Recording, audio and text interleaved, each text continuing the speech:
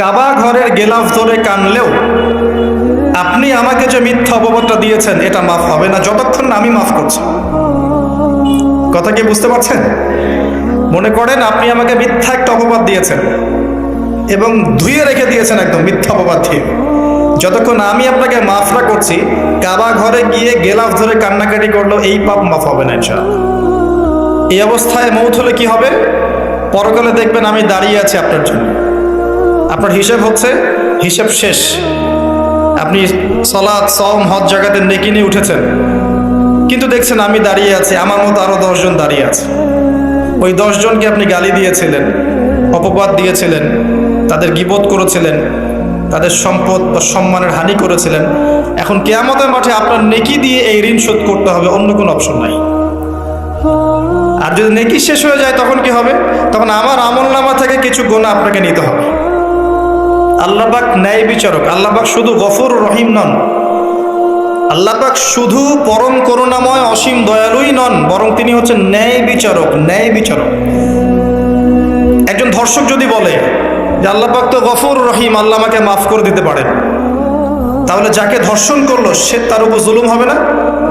আল্লাহ পাক যদি ধর্ষককে মাফ করে দেন, তাহলে যাকে ধর্ষণ করা হয়েছে ওর প্রতি জুলুম হবে না? কথা বুঝতে পারছেন না? মনে করেন আপনি নাউজুবিল্লাহ কারো সম্পদ আত্মসাৎ করেছেন, এখন আল্লাহ যদি আপনাকে মাফ করে দেন, তাহলে এই যে যার সম্পদ আপনি আত্মসাৎ করেছেন এর উপরে জুলুম করা হচ্ছে না? আল্লাহ পাক কি জুলুম করবেন? এক জাররা পরিমাণ করবেন না। কিয়ামতের মাঠে নেকি দিয়ে তার এই ঋণ শোধ করতে হবে, অথবা তার গোনা আপনার কাঁধে নিয়ে জাহান্নামের পথে যেতেও হতে পারে। আল্লাহ পাক হেফাজত করুন। কাউকে অপবাদ দিয়েছি, কারো সম্মানহানি করেছি, কাউকে মিথ্যা অপবাদ দিয়েছি, কারো প্রতি হিংসা করেছি, বিদ্বেষ রেখেছি, কারো সম্পদ আত্মসাৎ করেছি, কারো জিনিস চুরি করেছি, ছিনতাই করেছি বা ডাকাতি করেছি, বা কারো সম্পদ আত্মসাৎ করে নিজের পেটে ভরেছি, প্রতিবেশীর জমি মেরে দিয়েছি, দুই প্রতিবেশী চাষের জমি জোর করে জবরদখল করেছি। এক কথায় মানুষের সম্মান, জান মালের সাথে জড়িত যে পাপ, এই পাপ আল্লাহর কাছে মাফ হবে না। তাকওয়া কি জিনিস? আল্লাহ ভীতি। নবী সাল্লাল্লাহু আলাইহি ওয়াসাল্লাম বলছেন, আত-তাকওয়া হাহুনা। তাকওয়া হচ্ছে কলিজার মধ্যে, কলবের মধ্যে। আমার দাড়ি, টুপি, জুব্বা, পাগড়ি থাকতে পারে, কিন্তু আমার কলবে কতটুকু তাকওয়া আছে এটা আল্লাহ ছাড়া কেউ জানে না। তাকওয়া সম্পূর্ণ আল্লাহ জানেন একজন ব্যক্তির মধ্যে কতটুকু তাকওয়া আছে। অনেক সময় বাহ্যিক চোখে মনে হতে পারে এই ভাইটা ইসলামিক পোশাক পরে নাই, দাড়ি আমার চেয়ে একটু ছোট, চলাফেরা কেমন জানি, সুন্নতি পোশাক নাই, ওঠা বসা চলাফেরা কেমন মনে হচ্ছে। কিন্তু কে জানে যে তার মনের মধ্যে এমন তাকওয়া থাকতে পারে যার কারণে সে আমার চেয়ে বেশি সম্মানিত হতে পারে না? আবার অনেক সময় মনে হতে পারে যে আমি এইসব চেয়ারে বসে আছি, বড় বড় ওয়াজ করছি, নসিহত করছি, অনেক বড় বড় কথা বলছি, কোরআন এবং সুন্নাহর সামাজিক কথা বলছি, পলিটিক্যাল কথা বলছি, কোরআন সুন্নাহ থেকে কথা বলছি, দেখে মনে হচ্ছে আমার পুরো দেহটা তাকওয়ায় ভরপুর। এমন হতেও পারে যে আমার চেয়ে আপনার তাকওয়া বেশি আছে। কে জানে? এটা শুধু আল্লাহ জানেন। এবং এই তাকওয়াই হচ্ছে আল্লাহর কাছে সম্মান পাওয়ার একমাত্র মানদণ্ড। তাই এখানে একটা নসিহত হচ্ছে, আল্লাহর কাছে নিরপরাধ থাকার চেষ্টা করেন, মানুষের কাছে না। আল্লাহর কাছে ফেয়ার থাকেন, আল্লাহর কাছে আপনি নিষ্পাপ থাকার চেষ্টা করেন, মানুষের কাছে না। আল্লাহর কাছে ভালো হন, দেখবেন আল্লাহ রাব্বুল আলামিন মানুষের মনের মধ্যে আপনার জন্য ভালোবাসা সৃষ্টি করে দিবে। মানুষের কাছে নয়, লোক দেখানো বিষয় নয়। লোক দেখানো বিষয়টাকে রিয়া বলা হয়, এটা একটা গোপন শিরক। তাকওয়াই একমাত্র মানদণ্ড যা আল্লাহর কাছে সম্মানের মানদণ্ড হিসেবে গৃহীত। বংশ, ভাষা, দেশ বা জাতি বা বর্ণ, রক্ত, এগুলো তাকওয়ার মানদণ্ড নয়। এগুলো আল্লাহর কাছে সম্মানের মানদণ্ড নয়। এটা আগে ভালো করে আমাদেরকে বুঝতে হবে। আর সেই ব্যক্তি মুত্তাকি নিঃসন্দেহে, যে আল্লাহকে ভয় করে, আল্লাহর আদেশগুলোকে মেনে চলে, আল্লাহর নিষেধগুলোকে বর্জন করে, নবী সাল্লাল্লাহু আলাইহি ওয়াসাল্লামের তরিকা মতো চলে, কোরআন এবং সুন্নাহর আলোকে জীবন গড়ে, ইনশাআল্লাহ আমরা বলতে পারি এই ব্যক্তি মুত্তাকি। তারপরেও এই ব্যক্তি চূড়ান্তভাবে জান্নাতে যাবে কি যাবে না, এই কথা আল্লাহ ছাড়া কেউ বলতে পারেন? আসেন, উমর রাদিয়াল্লাহু আনহু একজন সাহাবীকে বলছেন, আপনি কি আমাকে বলতে পারেন তাকওয়া কাকে বলে? উমর রাদিয়াল্লাহু আনহুকে বলা হচ্ছে, হে আমিরুল মুমিনিন, আপনি কি কখনো কাটা বিছানো পথে হেঁটেছেন? উমর রাদিয়াল্লাহু আনহু বলছেন, হ্যাঁ হেঁটেছে। কিভাবে হেঁটেছেন? আমরা সতর্কতার সাথে পা ফেলেছি। ওই সাহাবী বলছেন, এটাই হচ্ছে তাকওয়ার উদাহরণ। জীবনে চলার পথে আপনার সামনে শিরিকের টোপ থাকতে পারে, বেদায়াতের টোপ থাকতে পারে, হারাম রিজিকের টোপ থাকতে পারে, জেনার টোপ থাকতে পারে, সুদের টোপ থাকতে পারে, অনেক রকম টোপ কাটা আপনার পথে থাকতে পারে। আপনি এগুলো বেছে বেছে চলছেন, বেছে বেছে পা ফেলছেন এবং জান্নাত আপনার গন্তব্যের দিকে এগিয়ে যাচ্ছেন। এটার নাম হচ্ছে তাকওয়া। আপনি আমি খুব ভালো করেই জানি যে আমরা আমাদের জীবনে কি কি বড় পাপ করেছি, আমাদের বিবেক জানিয়ে দিবে না? আমরা কিন্তু ভালো করেই জানি যে আমরা আমাদের জীবনে কি কি বড় পাপ করেছি। কত বছর নামাজ পড়িনি, কত বছর রোজা রাখি নাই, কত বছর যাকাত দেই নাই, কার কার ক্ষতি করেছি, কার কার উপর জুলুম করেছি, কয়বার জেনা করেছি, কয়টা মেয়ের সাথে সম্পর্ক করেছি, কতদিন বেপর্দায় চলেছি, বয়ফ্রেন্ডের সাথে কোথায় কোথায় ঘুরেছি, বয়ফ্রেন্ডের সাথে কি কি করেছি। এখন তো গার্লফ্রেন্ডও কি কি করে, তাই না ভাই? সুবহানাল্লাহ। আর কিসের জন্য অপেক্ষা করছেন? কিয়ামতের জন্য আর কোন নিদর্শনের জন্য অপেক্ষা করছেন? তবে এর পরে একটা সময় আসবে যখন মানুষ ছেলে ছেলে আর মেয়ে মেয়ে বিয়ে করবে। এই ধাপটা পার করে আরেকটা ধাপে যাবে, সেটা হচ্ছে মানুষ জন্তু জানোয়ারের সাথে জেনা করবে। বিশ্বাস করলেন না? অপেক্ষা করতে থাকেন। যখন এটাও দেখবেন তখন আমার কথা মনে করে, ভাই কথাটা বলছিল আগে, মানুষ জন্তু জানোয়ারের সাথেও জেনা করবে। ছেলে ছেলেকে বিয়ে করছে না, মেয়ে মেয়েকে বিয়ে করছে না, এবং এটাকে প্রমোট করা হচ্ছে এমনভাবে যে এটা একটা ভালো জিনিস, সেটা একটা ব্যক্তি স্বাধীনতা, মানুষ চাইলে করতেই পারে। কয়দিন পরে দেখবেন মানুষ জন্তু জানোয়ারের সাথেও জেনা করবে। বাচ্চাদেরকে মানুষ ধর্ষণ করছে না? এক সময় ছিল কি এই জিনিসটা? বাচ্চাদেরকে কেউ ধর্ষণ করতো? আজকে থেকে 100 বছর আগে ছিল? চিন্তা করে দেখেন, ছিল না। কিন্তু এখন স্বাভাবিক হয়ে যাচ্ছে না? অনেক দেখবেন বাচ্চা এখন ধর্ষিত হচ্ছে। আর যেহেতু এগুলোর বিচার হয় না সুষ্ঠু, ধর্ষক পার পেয়ে যায়। এগুলো কিন্তু এমনি এমনি হয়নি, আস্তে আস্তে এই সময়গুলো আসবে। যাই হোক, আমরা আমাদের ঈমান আমল হেফাজত করি, আমাদের পরিবারটাকে হেফাজত করি। আল্লাহ পাক তৌফিক দান করুন। তো যেটা বলছিলাম, আমরা কিন্তু জানি খুব ভালো করি যে আমরা কি কি পাপ করেছি। এই পাপগুলোকে একটু খাতার মধ্যে লিস্ট করতে হবে। পারবেন? নিজের বড় বড় পাপগুলোকে খাতায় লিস্ট করতে পারবেন? পারা যাবে ইনশাআল্লাহ। ছোটখাটো পাপের কথা বাদ দেন। ছোটখাটো পাপ আল্লাহ পাক ওযু করলে মাফ করে দেন। ওযু করলে পাপ মাফ হয়ে যায়। নামাজের জন্য হেঁটে যাচ্ছেন, পাপ মাফ হয়ে যায়। আপনি এই যে আপনার পায়ের মধ্যে একটা কাঁটা ফুটেছে, পাপ মাফ হয়ে গেছে। আপনি জ্বর আসছে, আপনার গুনাহ মাফ হয়ে যাচ্ছে। আপনি মুসাফা করছেন আমার সাথে, আপনার গুনাহ ঝরে যাচ্ছে, আমার গুনাহ ঝরে যাচ্ছে। ছোটখাটো পাপ মাফের অসংখ্য পদ্ধতি আছে, আল্লাহ পাক দিয়ে দিয়েছেন আমাদের। কিন্তু কবিরা গুনাহ, বড় বড় কবিরা গুনাহ খাঁটি তওবা করা ছাড়া মাফ হবে না। আমি কি বোঝাতে পারছি? কবিরা গুনাহ খাঁটি তওবা না করলে মাফ হবে না। এই রমজানে আমাদের কবিরা গুনার লিস্ট আমাদেরকে করতে হবে, নিজের আমলনামার লিস্ট নিজেকে করতে হবে। এবং রমজানে রোজা রেখে সওমরত অবস্থায় আল্লাহকে বলতে হবে, আল্লাহ আমি অমুক পাপ করেছিলাম, আমাকে মাফ করে দাও। আল্লাহ আমি অমুক পাপ করেছি, আমাকে মাফ করে দাও। আল্লাহ আমি অমুক পাপ করেছি, আমাকে মাফ করে দাও। পারা যাবে ইনশাআল্লাহ? আল্লাহর জন্য এক মুহূর্তের ব্যাপার। আল্লাহ পাক আপনার সমস্ত পাপকে নেকি দিয়ে পরিবর্তন করে দিবেন ইনশাআল্লাহ, যদি মুখলেসভাবে আপনি তওবা করতে পারেন। আরেকটা বিষয় থেকে যায়, সেটা হলো মানুষের সাথে জড়িত হক। অনেক সময় দেখা যায় কাউকে গালি দিয়েছি, এই জন্য সবসময় সতর্ক থাকবেন আপনার যারা, যেন মানুষের হক নষ্ট না হয়। মানুষ আপনাকে গালি দেখ, থাপ্পড় মারুক, জমি আত্মসাৎ করে ফেলুক, হক নষ্ট করুক, কি করে করুক, আপনি তারটা করতে চান না। যারা করছে আপনি লাভবান। আপনি কেমন করে লাভবান? আপনি অসংখ্য নেকি পাচ্ছেন, আপনি জানছেনও না। যেই আপনার বিরুদ্ধে মনে করেন আপনি নিষ্পাপ, আপনি মাজলুম, আপনি কোনো অন্যায় করেন নাই, আপনার বিরুদ্ধে জুলুম করা হচ্ছে, অপবাদ দেওয়া হচ্ছে, আপনাকে আন্ডারস্টিমেট করা হচ্ছে, ইত্যাদি ইত্যাদি, আপনি বসে বসে নেকি পাচ্ছেন, বসে বসে নেকি পাচ্ছেন, এবং পরকালে কিয়ামতের মাঠে উঠে দেখবেন অসংখ্য নেকি অটোমেটিক আপনার আমলনামায় চলে আসবে। তখন তারা আফসোস করবে দুনিয়াতে এই কাজগুলো না করে ভালো কিছু করলে ভালো হতো। যাই হোক, মানুষের সাথে জড়িত পাপ আল্লাহর কাছে মাফ হবে না। এই কারণে এই রমজান মাসে ওই লিস্টের মধ্যে থাকবে আমি কার কার ক্ষতি করেছি, থাকবেই। কিন্তু যতটুকু মনে পড়ে লিখে ফেলবেন, সুযোগ থাকলে সেটা ফেরত দিয়ে দিবেন। যদি সুযোগ না থাকে ক্ষমা চেয়ে নেবেন, যদি সেই সুযোগও না থাকে তার পরিবারের কাছে ক্ষমা চেয়ে নেবেন, যদি সেই সুযোগও না থাকে তার পক্ষ থেকে সদকা করে দিয়ে পারা যাবে ইনশাআল্লাহ। সেই সুযোগও নাই, তাহলে হাতটা তুলে তার জন্য দোয়া করবেন, আল্লাহ আমি আমার অমুক ভাইকে মিথ্যা অপবাদ দিয়েছিলাম, আল্লাহ তুমি তাকে মাফ করে দিও। আশা করা যায় আপনার গুনাহ আল্লাহ মাফ করে দিবেন ইনশাআল্লাহ। আসুন, রমজানের প্রথম কাজ এইটা, গুনার লিস্ট করা। একটু ধৈর্য ধরে বসেন, আমি অনেক ক্লান্ত, অনেক লম্বা সফর করে আসছি, এই জন্য আস্তে আস্তে কথা বলছি আর কি।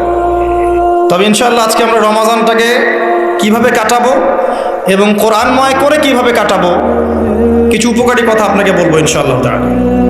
আল্লাহ পাক আমাদেরকে আমল করার তৌফিক দান করুন।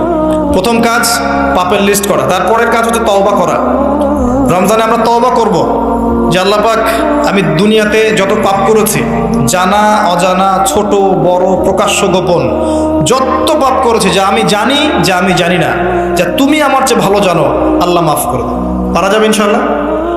খালি বলতে হবে আস্তাগফিরুল্লাহাল্লাযী লা ইলাহা ইল্লা হুয়াল হাইয়ুল কাইয়্যুম ওয়া আতুবু ইলাইহি, এটা পড়বেন। অথবা আল্লাহুম্মা আনতা রাব্বী লা ইলাহা ইল্লা আনতা খালাকতানি আনা আবদুক ওয়া আনা আলা আহদিক ওয়া ওয়া'দিকা মাস্তাতা'ত আউযু বিকা মিন শাররি মা সানা'ত আবুউ লাক বিনি'মাতিকা আলাইহি ওয়া আবুউ বিযানবি ফাগফিরলি ফাইন্নাহু লা ইয়াগফিরু যুনুবা ইল্লা আনতা। পারা যাবে ইনশাআল্লাহ। হিসনুল মুসলিম, গুগল প্লে স্টোরে যান, একটা অ্যাপস আছে হিসনুল মুসলিম, একটা বই আছে, এটা কিনেন, সমস্ত দোয়া এখানে দেয়া আছে, দেখবেন আর পড়বেন, পকেটের মধ্যে রাখবেন, দেখবেন, পড়বেন। পড়া যাবে ইনশাআল্লাহ ইনশাআল্লাহ। এরপরে তওবার পরে কি? তওবার পরে রমজান মাসের বাজার আগে করব। এখন শাবান মাস চলছে, হাতে যতটুকু টাকা পয়সা আছে বা জমানো কিছু টাকা তো আছে, এখান থেকে আপনি রমজান মাসের বাজার করবেন। রমজান মাসে আপনি বেশি বেশি বাজারে যাবেন না, ওই মাসে যেটা আর্ন করবেন সেটা জমিয়ে রাখবেন, সমস্যা নাই।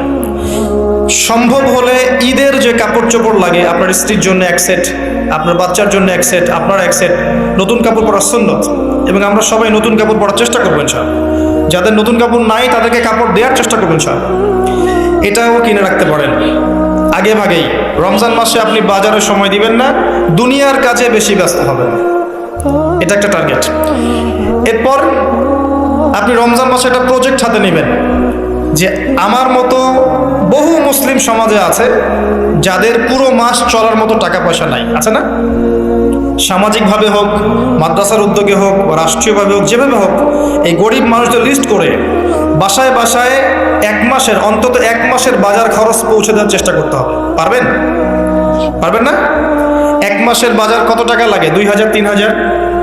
নিত্য প্রয়োজনীয় কথা বলছি, সব তো দিতে পারবেন না। 2-3 হাজার, 4000, এর মধ্যে সে চাল পাবে, ডাল পাবে, ছোলা বুট পাবে, তেল পাবে। বাই দ্য ওয়ে, তেলের দাম যে এখন কত আমি তো জানি না, আমি অবশ্য বাজারে যাই না, আমি জানি না দাম কত।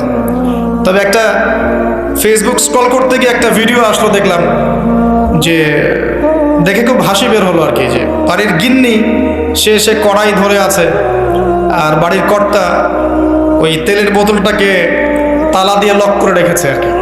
তো গিন্নি এসে বলছে আজকে রান্না করবো, তেল দাও। সে উঠে লক খুললো, এই যে কৌটাটা আছে, এই যে কৌটার মুখটাতে এক কর্ক তেল ঢেলে এই আপনার কড়াইতে দিল, যে এটা দিয়ে আজকে চালাও। তো আল্লাহ পাক আমাদের এক শ্রেণীর অসৎ ব্যবসায়ীদেরকে হেদায়েত করুক, যারা কৃত্রিম সংকট তৈরি করে জিনিসপত্রের দাম বাড়ায়। আল্লাহ পাক এদেরকে হেদায়েত করুক, কঠিন শাস্তির আওতায় আনা উচিত। যদি এটা ওমর রাদিয়াল্লাহু আনহুর শাসন হতো, দেখতেন শাস্তি কাকে বলে, প্রকাশ্যে শাস্তি দিত তারা। যদি এটা ওমর রাদিয়াল্লাহু আনহুর যুগ হতো, তাহলে দেখতেন শাস্তি কাকে বলে। ওমর ইবনুল খাত্তাব রাদিয়াল্লাহু আনহুর একজন ছেলে একটা অন্যায় করেছিল, সম্ভবত তিনি মদ পান করেছিলেন, সম্ভবত। কাজী দোররা দিচ্ছে 80 বেত্রাঘাত, দোররা আস্তে আস্তে দিয়েছে, আমিরুল মুমিনের ছেলে, জোরে মারা যাবে না। ওমর রাদিয়াল্লাহু আনহু নিজে উঠে গিয়ে সেই দোররা হাতে নিয়ে নিজে পিটানো শুরু করলেন। দোররা মারা শেষ হওয়ার আগেই ছেলে ডেড, স্পট ডেড। কথা কি বুঝতে পারছেন? এবার ছেলেকে দাফন করলেন। দাফন করে বাকি দোররা যে কয়টা বাকি ছিল, এই বাকি দোররাগুলো তার কবরের উপরে মারছে। মারার পরে আল্লাহকে বলছে, আল্লাহ আমাকে মাফ করে দিও, হয়তো আমি ন্যায় বিচার করতে পারলাম না। আমি কি বুঝাতে পারছি ভাই? এটা তার শাসন। এরকম শাসন আবার আসবে ইনশাআল্লাহ। মনে করবেন না যে আসবে না। যা দেখছেন সব কিছু থাকবে না, এগুলোর কিছুই থাকবে না। যেটা বলছি, বাজার করে ফেলেন এবং প্রজেক্ট নেবেন। যারা দরিদ্র দুস্থ, এদের পরিবারে আমরা পার পরিবার একটা করে প্যাকেজ পাঠিয়ে দেব, যেখানে নিত্য প্রয়োজনীয় দ্রব্য থাকবে। তারাও যেন রমজান মাসে খেয়ে পরে বাঁচতে পারে। পারা যাবে ইনশাআল্লাহ। চেষ্টা করেন, আল্লাহ পাক আপনার রিজিকে বরকত দিবে ইনশাআল্লাহ। একটা হাদিসে আছে, বান্দা যতক্ষণ অন্য ভাইয়ের সাহায্যে থাকে, আল্লাহ ততক্ষণ ওই বান্দার সাহায্যে থাকে। আর একজন মুসলিম ভাইয়ের প্রয়োজন পূরণ করতে যাওয়া, খালি হেঁটে হেঁটে যাওয়া, এটা মসজিদে নববীতে বসে 12 বছর ইতিকাফ করার চেয়ে বেশি নেকির কাজ। এগুলো আমরা হয়তো বুঝি না, মনে করি তার সাথে যাব, আমার তো সময় নষ্ট হচ্ছে। আপনি 12 বছর ইতিকাফের নেকি পাচ্ছেন, তাও যে কোনো মসজিদে না, নববী মসজিদে। সুবহানাল্লাহ। রমজানে আর কি করবেন? কম খাবেন, সেহরি আর ইফতারে বেশি খাবেন না, এবং 2টা তরকারি দিয়ে যদি খাবার হয়ে যায়, 10টা তরকারি করার কোনো দরকার নেই। আপনিও দুনিয়ার কাজে বেশি ব্যস্ত হবেন না, বাড়ির মা বোনদেরকেও ব্যস্ত রাখবেন না, তাদেরকেও দিন শেখার সুযোগ দিবেন। রমজান মাসে তারা অল্প রান্না করবে, একবার রান্না করবে, 3 বেলা খেয়ে নেবেন গরম করে। তারা তালিম করবে, তারা কোরআন শেখার মজলিসে যাবে, তারা মহিলাদের মধ্যে দিন চর্চা করবে, তাদেরকেও দিনের সুযোগ করে দিতে হবে। পারা যাবে ইনশাআল্লাহ। এবং আপনিও তালিমে বসবেন, 5 ওয়াক্ত নামাজ মসজিদে আদায় করবেন, ইসলামিক দর্শগুলোতে বসবেন, ইমানকে তাজা করবেন, ইমানকে তাজা করবেন। কম খাবেন। আমি বরাবরই বলি যে এই খাওয়ার যে ব্যাপারগুলো আছে, এখানে আমরা যারা দাবি করি যে ইসলাম আমরা প্রচার করছি, জনগণের মাঝে ঢুকাই দিচ্ছি, তাদের অনেকের মাঝেই দেখবেন খাওয়ার সুন্নত নাই। কথা বুঝতে পারছেন না? বড় বড় কথা বলার পরে খাওয়ার টেবিলে খালি বসায় দেন, দেখবেন সব শেষ, 7 পেট খেয়ে শেষ করে ফেলছে। খাওয়ার সুন্নত ওই কোরআনে আছে, হাদিসে আছে, প্র্যাকটিক্যালি নেই। নবীজি কি বলেছেন? খেতে হলে, যদি খেতেই হয়, তাহলে 1 ভাগ পেটের 1 ভাগ, আরেক ভাগ পানি, আরেক ভাগ ফাঁকা। কি চাচ্ছেন সব লেখা আছে। এটাই ইসলাম, যেখানে প্রতিটা বিষয়ের সমাধান আছে, খুঁটিনাটি সবকিছু আছে। আমরা অমুসলিম ভাই বোনদেরকে অনুরোধ করব, জীবনটাকে নিয়ে ভাবুন এবং কোরআন সুন্নাহকে একবার নিরপেক্ষভাবে পড়াশোনা করেন। এরপর যদি আপনার মনে হয় মন থেকে, হ্যাঁ, কোরআন এবং সুন্নাহয় সব কিছুর সমাধান আছে, নিঃসন্দেহে এটা এক আল্লাহর পক্ষ থেকে মনোনীত দিন, আর দেরি করবেন না, ইসলাম কবুল করে ফেলুন। আল্লাহ পাক তৌফিক দান করুন। বলা যায় না তাদের দ্বারা আল্লাহ পাক আমাদের চেয়ে অনেক বেশি খেদমত নিতে পারেন। আল্লাহ পাক এটা বলেছেন, ওয়া ইন তাতাওয়াল্লাউ, হে মুসলিমরা, তোমরা যদি মুখ ফিরিয়ে নাও, আল্লাহর দায়িত্ব পালন না করো, আমানতের খেয়ানত করো, ইস্তাবদিল কওমান গায়রাকুম, আল্লাহ পাক অন্য কওমকে তোমাদের জায়গায় নিয়ে আসবেন, সুম্মা লা ইয়াকুনু আমসালাকুম, তারা তোমাদের মতো অপদার্থ হবে। আসুন, রমজান একটু কম খাওয়ার অভ্যাস করেন, সেহরিতে কম, ইফতারেও কম। এমনভাবে খাবেন না যে মনে হচ্ছে এটা আপনার জীবনের শেষ খাওয়া, এইভাবে খাবেন। এবার সম রেখেছেন, সম রাখা অবস্থায় 5 ওয়াক্ত নামাজ জামাতে পড়তে হবে, প্রথম টার্গেট। করা যাবে ইনশাআল্লাহ? 5 ওয়াক্ত নামাজ জামাতে পড়বো। সরকার বাধা দিবে? প্রশাসন বাধা দিবে? আপনার পরাশক্তির আপনাকে বোম মারবে? কিচ্ছু হবে না। আপনি আপনার দিন পালন করবেন। লাকুম দীনুকুম ওয়ালিয়া দিন, তোমাদের দিন তোমাদের, আমার দিন আমার। আপনি 5 ওয়াক্ত সালাত মসজিদে পড়ার চেষ্টা করবেন ইনশাআল্লাহ তাআলা। আর নামাজ পড়বেন রাসূল সাল্লাল্লাহু আলাইহি ওয়াসাল্লামের তরিকা মোতাবেক, তাড়াহুড়া করে 3G 4G নামাজ, রিল্যাক্সে নামাজ। ঠিক আছে ইনশাআল্লাহ? আসেন, রোজা রেখে আর কি করবেন? বেশি থেকে বেশি আল্লাহর জিকির করবেন। সুবহানাল্লাহ, আলহামদুলিল্লাহ, লা ইলাহা ইল্লাল্লাহ, আল্লাহু আকবার, সুবহানাল্লাহি ওয়া বিহামদিহি, সুবহানাল্লাহিল আযীম, لا إله إلا الله وحده لا شريك له له الملك وله الحمد وهو على كل شيء قدير لا حول ولا قوة إلا بالله ইত্যাদি যত জিকির আছে বেশি থেকে বেশি করবেন। মানুষের সাথে কথা কম বলবেন। অহেতুক চায়ের দোকানে আড্ডা পিটাবেন না, অহেতুক পাবজি নিয়ে পড়ে থাকবেন না, অহেতুক ফেসবুকে স্ক্রল করে সময় নষ্ট করবেন না, অহেতুক ইউটিউবে পড়ে থাকবেন না। আপনি জিকিরে সময় দিবেন, জায়নামাজে বসে থাকবেন, জিকিরে সময় দিবেন। আল্লাহ পাক তৌফিক দান করুন। এবং বেশি থেকে বেশি দোয়া করবেন আল্লাহর কাছে রমজান মাসে। দোয়া আপনার নিজের জন্যে, আপনার মা বাবার জন্যে, আপনার মৃত আত্মীয় স্বজনের জন্যে, আপনার ফিউচারের জন্যে, আপনার সন্তানদের জন্যে, আপনার দেশের জন্যে, আপনার জনগণের জন্যে, মুসলিম উম্মার জন্যে, সবার জন্য কি করবেন? দোয়া করবেন। দোয়ায় কার্পণ্য করবেন না। আপনি যখন অন্য কোনো মুসলিম ভাইয়ের জন্য দোয়া করছেন, তখন আপনার মাথার কাছে একজন ফেরেশতা থাকবেন, যিনি বলবেন যে তোমার জন্যও তাই হোক, তোমার জন্যও তাই হোক। দোয়া করলে লাভ, আপনার ক্ষতি নাই। আর দোয়া করার উপযুক্ত সময়গুলো খুঁজে খুঁজে বের করবেন। যেমন রোজা রাখা অবস্থায় দোয়া করলে দোয়া কবুল হয়। 2 ইকামতের মাঝখানে, মানে আজান এবং ইকামত এর মাঝখানে দোয়া করলে দোয়া কবুল হয়। নামাজের, ফরজ নামাজের পরে দোয়া করলে দোয়া কবুল হয়। সালাম ফিরানোর আগেও দোয়া করলে দোয়া কবুল হয়, দোয়া মাসুরার পরে। এরপরে সেজদারত অবস্থায় দোয়া করলে দোয়া বেশি কবুল হয়। শেষ রাতে দোয়া করলে দোয়া কবুল হয়। বৃষ্টি পড়ছে, এই সময় দোয়া করলে দোয়া কবুল হয়। একটু দান সদকা করেছেন, ভালো কাজ করেছেন, এখন হাত তুলে দোয়া করেন, দোয়া কবুল হয়। ওযু করেছেন, এখন হাত তুলে দোয়া করেন, দোয়া কবুল হয়। অনেক জায়গা আছে দোয়া কবুলের, খুঁজে খুঁজে বের করে দোয়া করতে হবে। দোয়া চাইতে হবে কেন? নিজের দোয়া নিজে করুন। দোয়া চাওয়া ভালো কাজ, এটা কোনো খারাপ কিছু না, কিন্তু নিজের দোয়া নিজে করতে শেখেন। আপনার যা প্রয়োজন আমি কি বুঝতে পারবো? আপনি যদি বলেন ভাই দোয়া করেন, বলতে পারি যে বারাকাল্লাহ ফিক, কিন্তু আপনার কি কি দরকার, আপনার মূল চাহিদা কি কি, আপনাকে নিজের ভাষায় আল্লাহর কাছে বলতে হবে। যদি আপনি কোনো মতে আরবিও না জানেন, আরবির কিছুই জানেন না, আমি বলবো আপনি প্রয়োজনে বাংলাতেই আল্লাহর কাছে দোয়া করেন। আল্লাহ পাক সব ভাষা বুঝবেন ইনশাআল্লাহ। আল্লাহ পাক কি সব ভাষা বুঝবেন না? ইনশাআল্লাহ। বেশি বেশি দোয়া করবেন। রমজান মাসে আরেকটা কাজ করবেন, যাকাত। আপনাদের যাকাত যেটা আছে নিসাব পরিমাণ যাকাত লিস্ট করে ফেলবেন, হিসাব করবেন, রমজান মাসে যাকাত দিয়ে দিবেন। যাকাত আটকে রাখবেন না।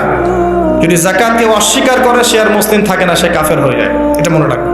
যাকাত অস্বীকার করার কোনো সুযোগ নেই। আর অলসতা করে যদি না দেন, এই যাকাত কিয়ামতের মাঠে আল্লাহ পাক এগুলোকে সোনা রূপা পরিণত করবেন, করে গলাবেন, গলিয়ে কপালে, গালে আর পিঠে লেপটে দিবেন। বলেন নাউযুবিল্লাহ। এবং এই যাকাত একটা সাপের আকৃতি নেবে, সাপ, বিষাক্ত সাপ, যেটা গলায় পেঁচানো থাকবে, মাথাটা থাকবে এই কপাল বরাবর। কবরের মধ্যে যখন শোয়ানো হবে, এই কপাল বরাবর এই সাপ ঠোকাতে থাকবে, বলবে আমি তোমার সম্পদ, আজকে স্বাদ ভোগ কর। এটা কি আমরা চাচ্ছি না। যাকাত দিয়ে দেন। আর যাকাত ইসলামিক অর্থনীতির ভিত্তি। যাকাত দিলেই গরিবের কাছে আপনার সম্পদ যাবে, তখন সেও খেয়ে পরে বাঁচতে পারবে। এভাবে সাম্য বজায় থাকবে। আল্লাহ আমাদের বোঝার তৌফিক দান।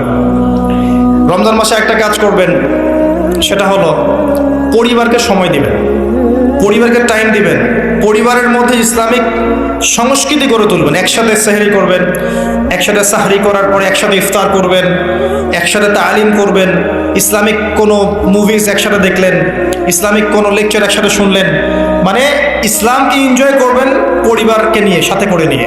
বাচ্চা কাচ্চারা দেখবে ছোটবেলায় আমরা বাবাদের সাথে এটা করেছিলাম, ওইটা করেছিলাম। ইফতার বানাচ্ছেন বাসায়, বাচ্চাদেরকে ইনভলভ করবেন, বাচ্চাদেরকে রোজা রাখতে উৎসাহিত করবেন, ওদেরকে নবীদের গল্প শোনাবেন, ইসলামিক কালচারে বড় করবেন। দেখবেন পরিবারের মধ্যে শান্তি রহমত নেমে আসবেন। পারা যাবে ইনশাআল্লাহ। রমজান মাসে আরো একটা কাজ করবেন, সাদাকাতুল ফিতর দিয়ে দিবেন। এটা সম্পর্কে আলেম ওলামারা আপনাদেরকে বলবে খুতবা ইনশাআল্লাহ, আমি আগেই বলে রাখলাম, সাদাকাতুল ফিতর দিয়ে দিবেন। রমজান মাসে আরেকটা ইম্পর্টেন্ট কাজ আছে, সেটা হলো যে আমাদের সমাজে অনেক এতিম থাকে, বিধবা থাকে, নিঃস্ব অসহায় মানুষ থাকে। এই মানুষগুলোর পাশে দাঁড়ানোর চেষ্টা করবেন। বেশি থেকে বেশি দান সাদাকা করবেন। যতটুকু সামর্থ্য আল্লাহ দিয়েছেন, আপনি বেশি থেকে বেশি দান সাদাকা করবেন।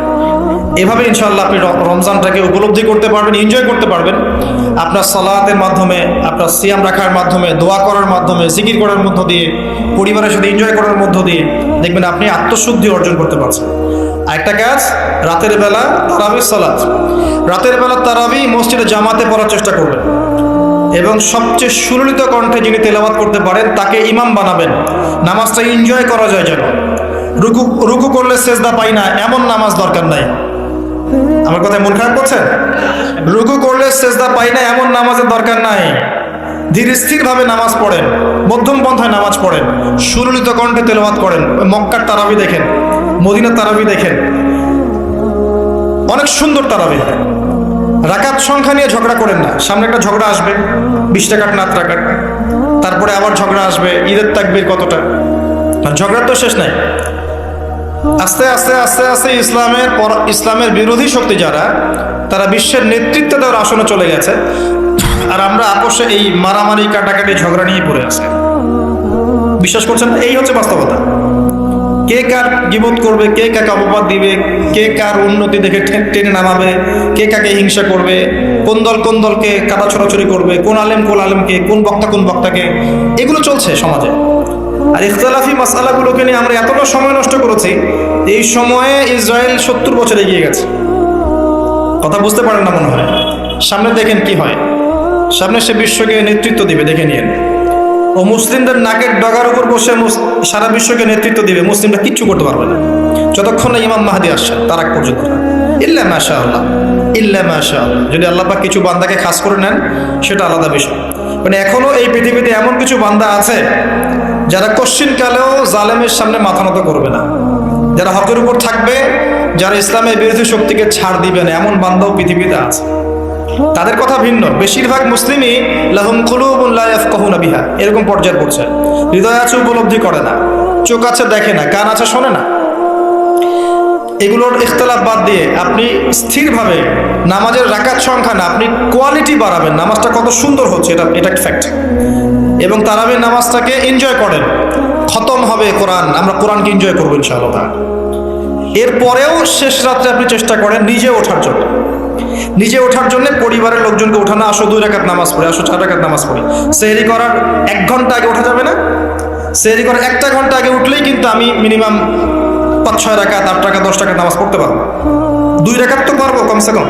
2 রাকাত পড়ে একটু তাসবিহ তাহলিল করে, একটু কোরআন তেলাওয়াত করে আল্লাহর কাছে হাত তুলে দোয়া করা যাবে না? ওই সময় আল্লাহ পাক প্রথম আসমানে নেমে আসেন, সুবহানাল্লাহ। এসে বলেন, কে আমাকে ডাকবে, আমি তার ডাকে সাড়া দিব। কে আছে আমার কাছে কিছু চাইবে, আমি তোমার চাওয়া পূরণ করব। কে আছো আমার কাছে ক্ষমা চাইবে, আমি তোমাকে ক্ষমা করে দেব। আল্লাহ পাক ফজর পর্যন্ত এটা বলতে থাকে। রমাদানের আর 2টা কাজ। এক হচ্ছে লাইলাতুল কদর তালাশ করবেন। আর লাইলাতুল কদর তালাশ করতে হলে শেষ দশকটা ইতিকাফ করার চেষ্টা করুন।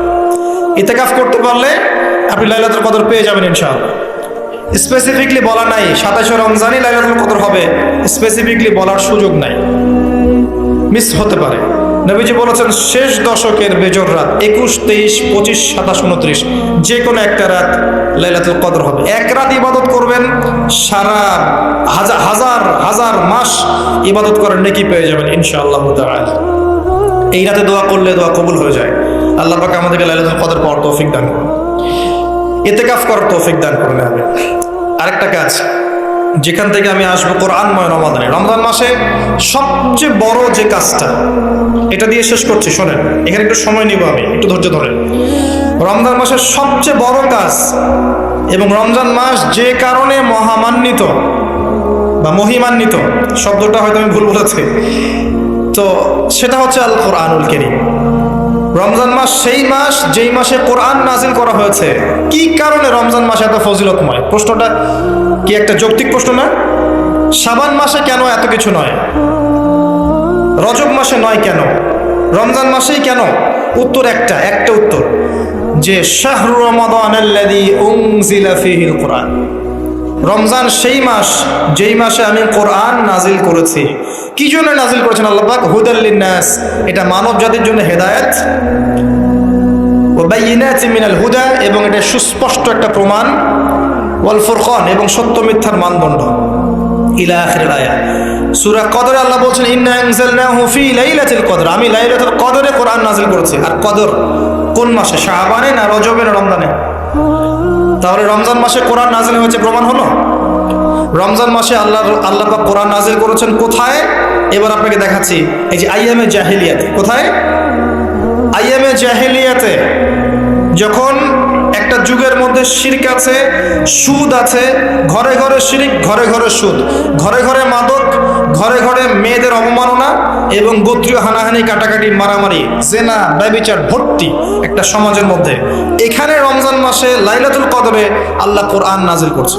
কথা কি বুঝতে পারছেন? এবার এই মাসটাকে আল্লাহ পাক সম্মানিত করে দিলেন। তাহলে রমজান মাসের মূল কাজটা কি? কোরআনকে সময় দেয়া। এই মাসের মূল বিষয়টা কি? আল কোরআন। এখন আসেন, এই জাহেলি যুগে কোরআন নাজিল হলো মাত্র 23 বছর পর। কত বছর?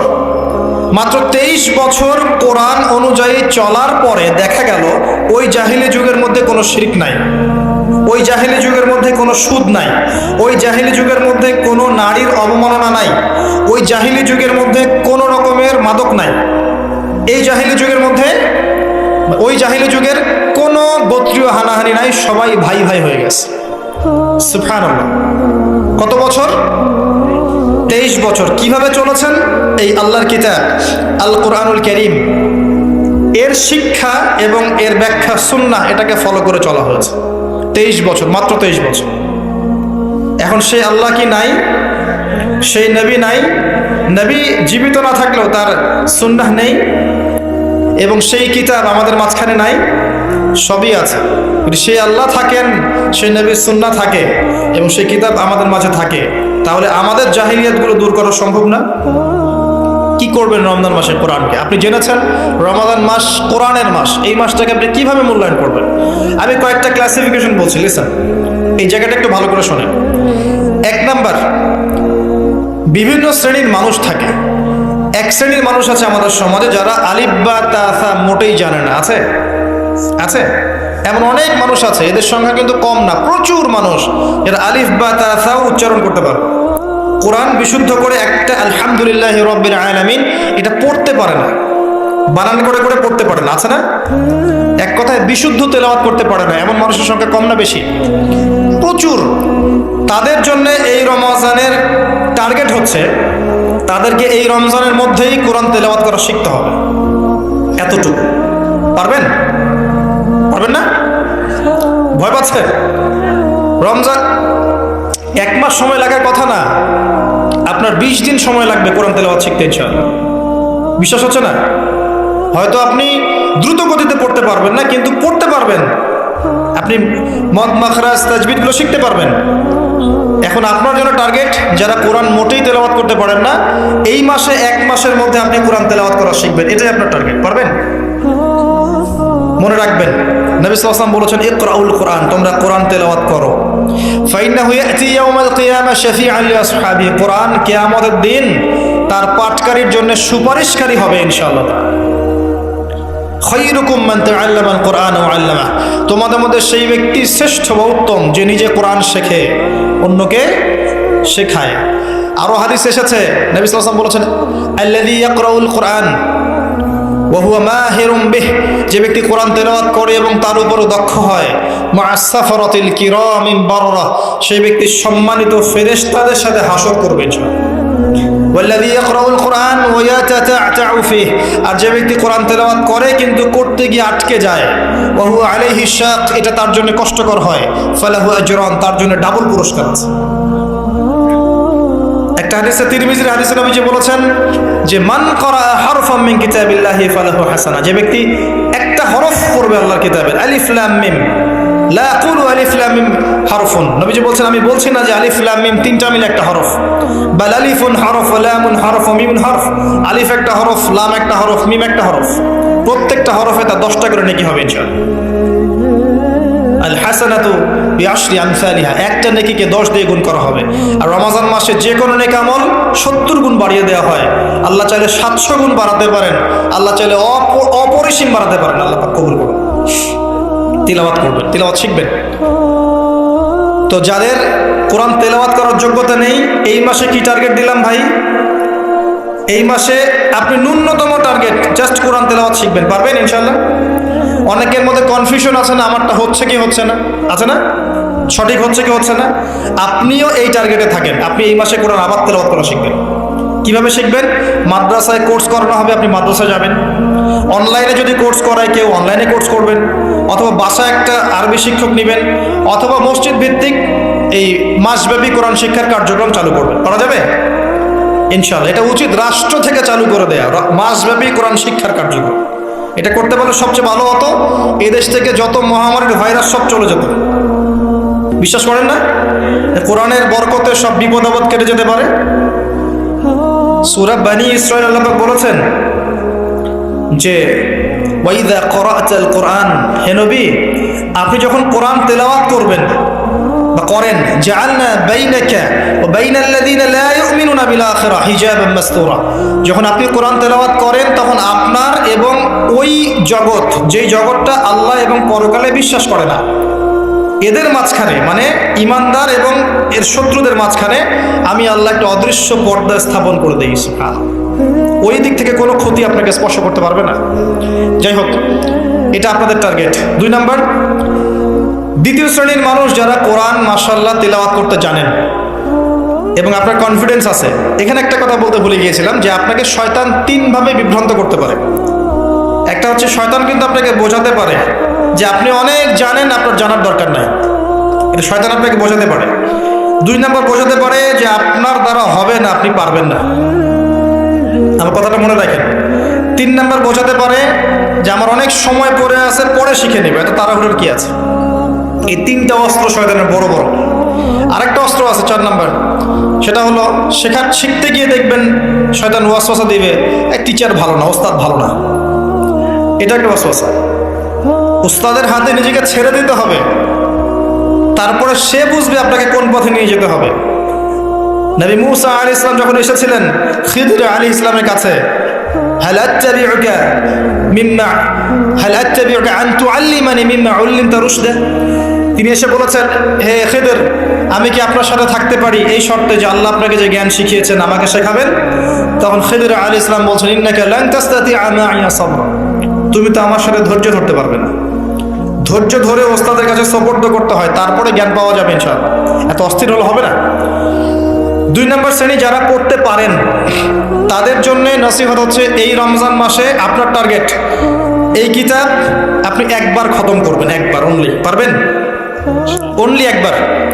প্রত্যেক দিন আপনি 1 পারা করে পড়বেন, প্রত্যেক দিন 1 পারা, 30 দিন 30 পারা। সম্ভব? খুব কঠিন? পারা যাবে না? ইনশাআল্লাহ আল্লাহ পাক তৌফিক দান করুন। আবারও বলছি, কোরআন তেলাওয়াত করলে আপনি প্রত্যেক হরফে 10 নেকি পাবেন। আপনি এই কোরআন আপনার পক্ষে সুপারিশ করবে, আপনি সম্মানিত ফেরেশতার সাথে হাসর করবেন। ইন্নাল্লাহা ইয়ারফাউ বিহাযাল কিতাবি আকওয়ামান ওয়া ইয়াদাউ বিহিল আখারিন, বহু সম্প্রদায়কে আল্লাহ পাক এই কোরআনের মাধ্যমে সম্মানিত করেন, অনেককে অপদস্থ করেন। হাফেজে কোরআনদেরকে বলা হবে, ইকরা ওয়ারতাক, তোমরা পড়ো, উঠতে থাকো। ফাইন্না মানজিলাতাক, তোমার আসন হবে, মঞ্জিল হবে, ইলা আখিরি আয়াতিন তাকরাউহা, তুমি যেখানে তেলাওয়াত করা থামবে সেখানে জান্নাতে ওই উচ্চ আসনে তোমাকে বসানো হবে। কেউ যদি 500টা আয়াত পড়ে 500 তলা বাড়ি দেওয়া হবে জান্নাতে।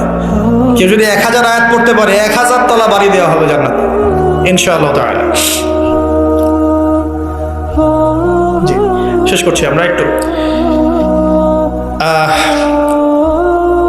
আর কিছু নেকি আছে, যেমন আপনি যদি সূরা বাকারা পড়েন আপনার ঘরের মধ্যে শয়তান আসবে না ইনশাআল্লাহ, আপনার জীবনে বরকত হবে। আপনি আয়াতুল কুরসি পড়েন প্রত্যেক ফরজ নামাজের পরে, আপনার মৃত্যু ছাড়া জান্নাতে যাওয়ার কোনো বাধা নাই। সূরা মুলক পড়েন রাতের বেলা, এটা আপনাকে কবরের আযাব থেকে বাঁচাবে। সূরা কাহফ পড়েন প্রথম 10 আয়াত শেষ 10 আয়াত, ফিতনা থেকে বাঁচাবে ইনশাআল্লাহ। সূরা ইয়াসিন পড়েন, আপনার হাজত পূর্ণ হয়ে যেতে পারে ইনশাআল্লাহ তাআলা। আপনি সূরা বাকারার শেষের আয়াতগুলো পড়েন 3টা আয়াত, সারা রাত নফল নামাজের নেকি পাবেন। অনেক ফজিলত, এটা বলে শেষ করতে পারবো না, আমি গুটিয়ে নিচ্ছি। যারা কোরআন তেলাওয়াত করতে পারেন তাদের জন্য কোরআনময় রমাদান হচ্ছে, আপনারা কোরআন 1 পারা করে পার ডে পড়বেন, একবার খতম দিবেন। পারা যাবে? আল্লাহ পাক তৌফিক দান করুন। 3 নম্বর, তারা যারা হাফেজে কোরআন, তাদের টাস্ক হচ্ছে এই কোরআন রমজান মাসে পুরোটা আবার হিফসের চর্চা করবেন। অনেক সময় ইয়াদদাশ কমে যায় না, অনেকে আবার ভুলে যায় না। হাফেজদের প্রতি নসিহত হচ্ছে, এই মাসে আপনি পুরো কোরআনটাকে আবার রিগেইন করবেন, রিভাইজ করবেন, চর্চা করবেন, আবার আগের জায়গায় ফিরিয়ে নিয়ে আসবেন। পারবেন ইনশাআল্লাহ? আল্লাহ তৌফিক দান করুন। এবং সম্ভব হলে তারাবির নামাজ পড়ান। যারা তারাবির নামাজ পড়ায় তারা সৌভাগ্যবান। তারা পুরো কোরআনটা হিফজ করার সুযোগটা পেয়ে যায়। আল্লাহ পাক তাদেরকে তৌফিক দান করুন। এখানে একটা কথা বলবো আমি 1 মিনিটে, যে ইমাম, খতিব, মুয়াজ্জিন যারা আছেন তাদের ভালো ভাতার ব্যবস্থা করবেন, তাদের পরিবারের ভরণ পোষণের জন্য ভালো অঙ্কের ভাতার ব্যবস্থা করবেন। সব কিছুর দাম বাড়বে, তাদের ভাতা বাড়বে না, এটা হতে পারে না। তাদের জন্য, তাদের পক্ষে যদি কথা বলার কেউ না থাকে, আমি কথা বলছি, তাদের জন্য আপনি ভালো অঙ্কের ভাতার ব্যবস্থা করবেন। তাদেরকে যেন পরিবার নিয়ে টেনশন করতে না হয়। নামাজ পড়াবেন, তারাবি পড়াবেন, খুতবা দিবেন, দিনের প্রচার করবেন, আপনি তার পরিবারের দায়িত্ব নিয়ে নেবেন। পারবেন? এটা করতে না পারলে তো আল কোরআন আলো ঘরে ঘরে জ্বলবে না। কোরআনওয়ালা মানুষের যদি সমস্যায় থাকে, তাহলে কোরআনের কথা কে বলবে? কে নামাজ পড়াবে আর কে আপনাকে তারাবি পড়াবে? তারা অনেক মাজলুম এবং অসহায়, তারা মুখ ফুটে অনেক কথা বলতে পারে না, তাদের পক্ষে কথা বলার মানুষ খুব কম। তাদেরকে ভালো অঙ্কের অনারিয়ামের ব্যবস্থা করবেন, এটা করা উচিত আমাদের সবার। একটি ইমামের বেতন 5,000 10,000 টাকা, কিভাবে সংসার চলবে? সংসার চলতে পারে না। আল্লাহ পাক তাদেরকে প্রশস্ত রিজিকের ব্যবস্থা করুন, আমিন। আমাদের মানসিকতা পরিবর্তন করুন, আমিন। হাফেজ কোরআনদের জন্য এই টাস্ক, আপনারা পুরো কোরআন হিফজ করবেন, চর্চা করবেন এই রমজান মাসে। তারপরে আর 2-3টা বলে শেষ করছি। যারা কোরআন আমরা অর্থ জানি, টুকটাক অর্থ জানি, আমাদের কাজ হচ্ছে এই রমজান মাসে কোরআনের ব্যাকরণগুলোকে ঝালাই করা, আরবি ভাষাটাকে একটু ঝালাই করা, এবং বিশুদ্ধ তাফসীরকে নিয়ে পুরো কোরআন A to Z পুরো কোরআন 1 মাসের মধ্যে অর্থ সহ পড়া। পারবো ইনশাল্লাহ? যারা আমরা অর্থ সহ পড়তে আগ্রহী বা টুকটাক আরবি ব্যাকরণ ভাষা জানি, তাদের উপর দায়িত্ব হচ্ছে এই রমজান মাসে পুরো কোরআনটা অর্থ সহ পড়ার চেষ্টা করা। আল্লাহ পাক আমাকে আপনাদের সবাইকে তৌফিক দান। এখানে আমি একটা সহজ কথা বলছি, শোনেন। আল কোরআনুল কারীমের মধ্যে 600টা পৃষ্ঠা আছে। কয়টা পৃষ্ঠা? এই কিতাবের মধ্যে 600 পৃষ্ঠা আছে। প্রত্যেক 20 পৃষ্ঠায় একটা করে পারা শেষ হয়, এবং প্রত্যেকটা পৃষ্ঠায় আপনি 15টা করে লাইন পাবেন। 15টা করে লাইন পাবেন। প্রত্যেকটা লাইনে আপনি গড়ে 9টা করে শব্দ পাবেন। 9টা শব্দ। কোন লাইনে 10টা থাকতে পারে, কোন লাইনে 8টা থাকতে পারে। গড়ে 10টা শব্দ, 9টা শব্দ থাকবে। এবং এক পৃষ্ঠায় 135 থেকে 140টা শব্দ থাকে। কথা কি বুঝতে পারছেন? এভাবে হিসাব করলে দেখা যায় যে এই 600 পৃষ্ঠার কিতাবের মধ্যে সব মিলিয়ে শব্দ আছে 77,800টা। কতটা? 77,800টা, অ্যাপ্রক্সিমেটলি 78,000 শব্দ। কিন্তু সুসংবাদ হচ্ছে এই যে এই সমস্ত শব্দগুলোই নতুন নতুন শব্দ নয়, বরং এই শব্দগুলো বের হয়েছে মাত্র 4,500 শব্দ থেকে। সুবহানাল্লাহ, চিন্তা করতে পারেন? মাত্র 4,500 শব্দ থেকে এই সমস্ত শব্দগুলো বের হয়েছে। এই শব্দগুলো আবার 3 ভাগে বিভক্ত। একগুলো হচ্ছে নাউন্স বা বিশেষ্য বা ইসম, একগুলো হচ্ছে ফেল বা ক্রিয়া, একগুলো আছে হরফ বা প্রিপোজিশন বা অব্যয়, এই টাইপের। এর মধ্যে মাত্র 200 থেকে 300টা মাসদার যদি আপনি জানেন, এবং একটা শব্দ থেকে অনেকগুলো শব্দ তৈরি করার এই ব্যাকরণের টেকনিকটা যদি শিখতে পারেন, আপনি ইনশাআল্লাহ তাআলা অল্প সময়ের মধ্যেই দেখবেন আল কোরআনের মিনিমাম অর্ধেক অর্থ আপনি বুঝতে পারছেন। এটা এত সহজ, আলহামদুলিল্লাহ। অনেকে বলবেন যে এটা তো আগে শুনি নাই। নতুন নতুন মেথড আসছে না? FM মেথড, এই মেথড, সেই মেথড আসছে না? আরবি ভাষা নিয়েও চর্চা হয়, মেথড বের হয়। আরবি ভাষা নিয়ে, কোরআন নিয়ে অনেক গবেষণা চলছে, এবং নতুন নতুন অনেক কোর্স এবং বই লঞ্চ হচ্ছে। এগুলো ঘাটাঘাটি করেন, আপনি দেখবেন যে কোরআনটাকে আল্লাহ পাক সহজ করেছেন। আল্লাহ পাক এটাই বলেছেন, ওয়ালাকাদ ইয়াসসারনাল কোরআন লিযিকরি ফাহাল মিন মুদ্দাকির। কোরআনকে আমি বোঝার জন্য সহজ করেছি, কেউ কি আছো উপদেশ গ্রহণকারী? আপনি এই ব্যাকরণগুলো শেখেন। আমি একটা ওয়েবসাইটের নাম বলে দিচ্ছি, www.understandquran.com। দেখেন, এখানে সব ভিডিওসগুলো দেওয়া আছে।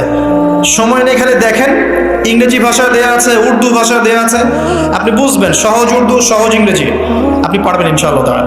একটু সময় দেন, 6টা মাস, 1টা বছর সময় দেন, আপনি ইনশাআল্লাহ আল কোরআনের মিনিমাম 60 থেকে 70% অর্থ করতে পারবেন ইনশাআল্লাহ তাআলা। বাকি যেগুলো পারবেন না, সেগুলো একটু কঠিন, সেগুলো আপনাকে আরো উচ্চ লেভেলের বই পড়তে হবে, আলেম ওলামার কাছে গিয়ে পড়ে থাকতে হবে, গ্রামার শিখতে হবে, ব্যাকরণগুলো শিখতে হবে। আস্তে আস্তে আস্তে আপনি পারবেন ইনশাআল্লাহ। শুধু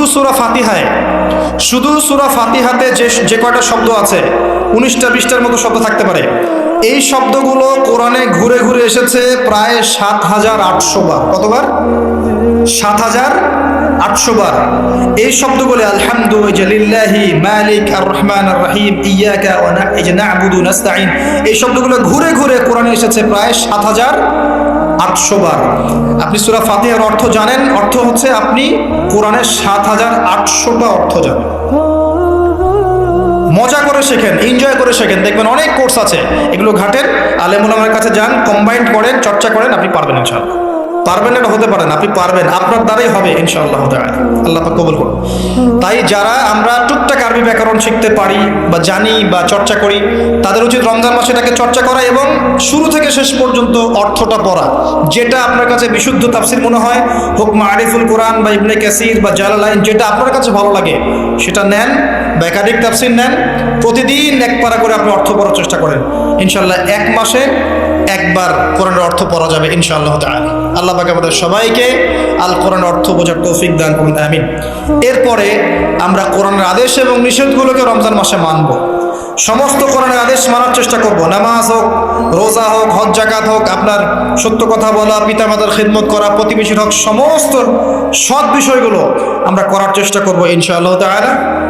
একই সাথে কোরআনে যত নিষেধ করা আছে, যত হারাম নিষেধ করা আছে, শিরিক করো না, বেদাত করো না, হারাম খেও না, চুরি করো না, সুদ খেও না, জেনা করো না ইত্যাদি, এগুলো ছেড়ে দেবো ইনশাআল্লাহ। আল্লাহ পাক তৌফিক দান করুন। এবং সর্বশেষ কথা, এই রমজান মাসকে কোরআনময় করতে হলে কোরআনের দাওয়াত আমাদের সবার ঘরে ঘরে পৌঁছাতে হবে। কোরআনের দাওয়াত কিভাবে ঘরে ঘরে পৌঁছাবেন সেটার ফিকির আপনারা করেন, মসজিদ ভিত্তিকভাবে, মাদ্রাসা